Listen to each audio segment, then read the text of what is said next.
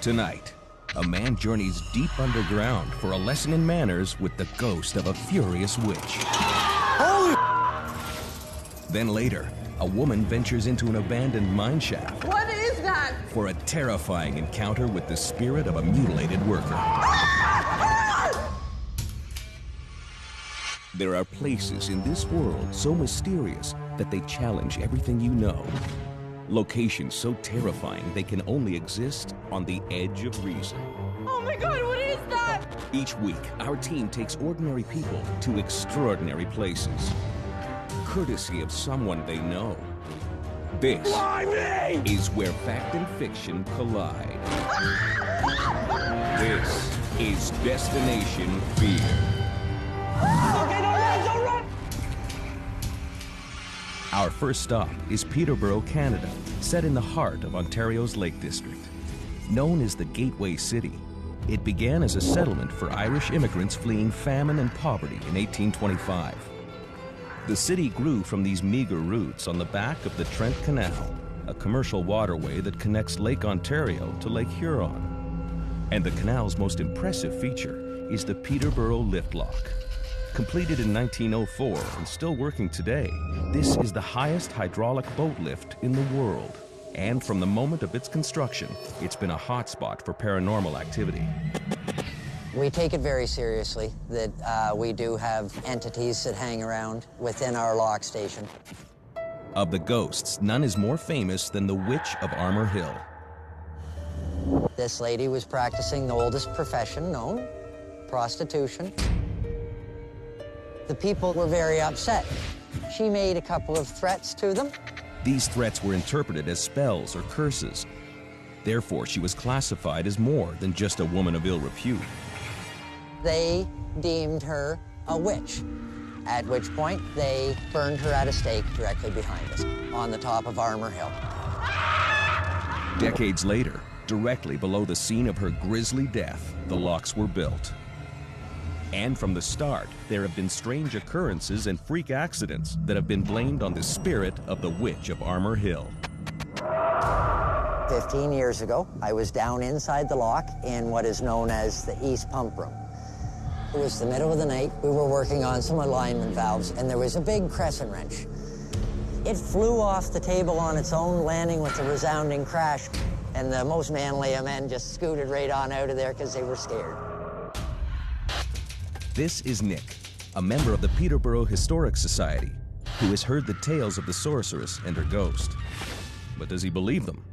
His friend Chantel says absolutely not. Nick is a fact-based person and usually has to see things to believe it, and it's the same for the paranormal. He's interested in it, but he doesn't believe in it at all. When Nick first came to Peterborough, he heard the story of the witch that haunts the lift locks, and so it kind of piqued his interest. My name is Nick Parker. What am I absolutely afraid of? I don't really get scared.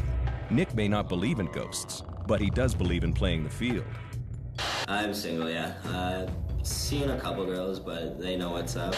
Nick considers himself a ladies' man, and therefore, because the witch was burned by men, I think that having a man in her presence will teach him a lesson or two. Chantel is about to send Nick on a date he will never forget. A date with the Witch of Armour Hill and a journey to Destination Fear. The team has set up shop, posing as a university research group investigating paranormal activity in the locks. Nick's been told they're filming the event as part of their research.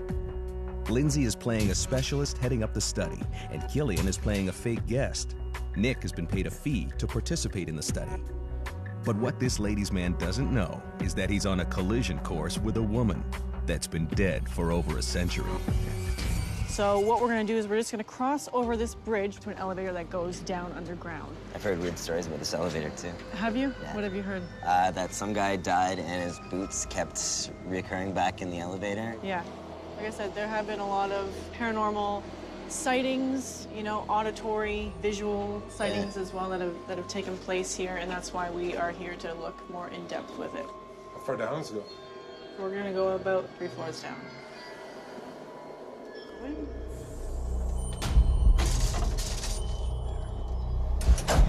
Sorry. It's a little mixed in. Claustrophobic. Just a little. But it's incredible. It feels like you're actually like in a cave.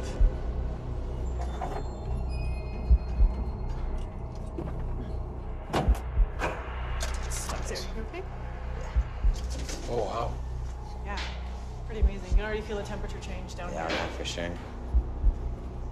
They say that this is one of the most haunted or affected rooms in the area here.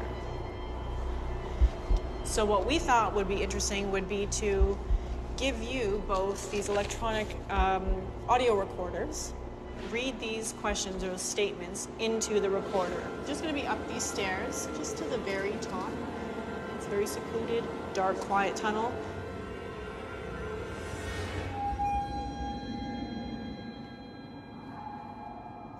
Are there any spirits or beings currently inhabiting this space?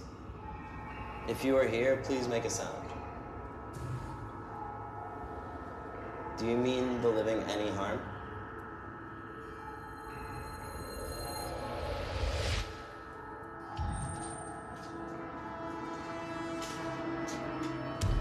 What I'd like to do now is see if we recorded anything. Are there any spirits or beings currently inhabiting this space? If you are here, please make a sound.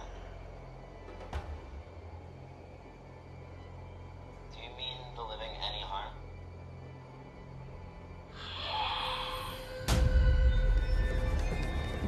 That's up.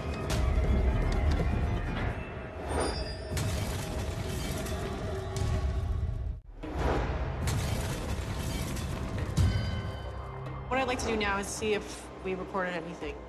Do you mean the living any harm?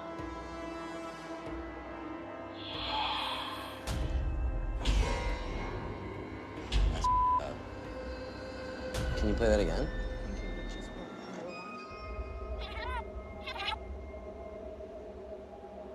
Do you mean the living any harm? You feel that? Like, I just got frozen right now.